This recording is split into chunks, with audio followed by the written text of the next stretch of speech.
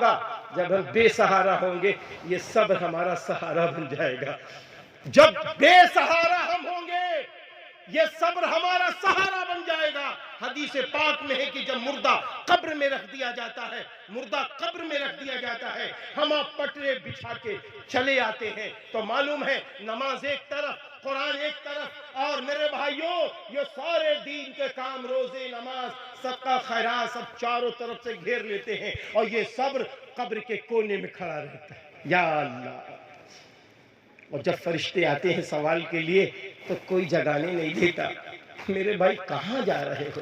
نماز سے محبت کر لو قبر میں کام آئے گی، روزوں سے محبت کر لو قبر میں کام آئے گی، قرآن سے محبت کر لو قبر میں کام آئے گی، ماں باپ سے محبت کر لو قبر میں کام آئے گی، غریبوں، یتیموں، بیواؤں، مسکینوں سے محبت کر لو قبر میں کام آئے گی، نبی سے محبت کر لو قبر میں کام آئے گی، صحابہ سے محبت کر لو قبر میں کام آئے گی.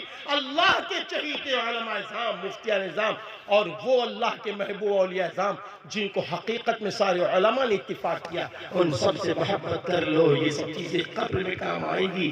لڑائی کے موقع پہ صبر کر لو، یہ قبر میں کام آئے گی، یہ قبر میں کام آئے گی. روایت میں ہے کہ جب وہ فرشتے آئیں گے سوال کے لیے کہ بھائی ان کو اٹھایا جائے، سوال کیا جائے، تو کوئی بھی اٹھانے نہیں دے گا، اٹھانے نہیں دے گا. اس کے بعد میں وہ فرشتے چلے جائیں گے. میرے بھائی پھر کیا ہوگا معلوم ہے؟ صبر نماز سے کہے گا، اے نماز اگر تم سست پڑ جاتی میں وہاں کھڑا ہو جاتا. اے قرآن اگر تم سست پڑ جاتا میں وہاں کھڑا ہو جاتا. پتہ یہ چلا میرے بھائیوں یہ صبر ہمارے کام آئے گا. آئے گا نا انشاءاللہ؟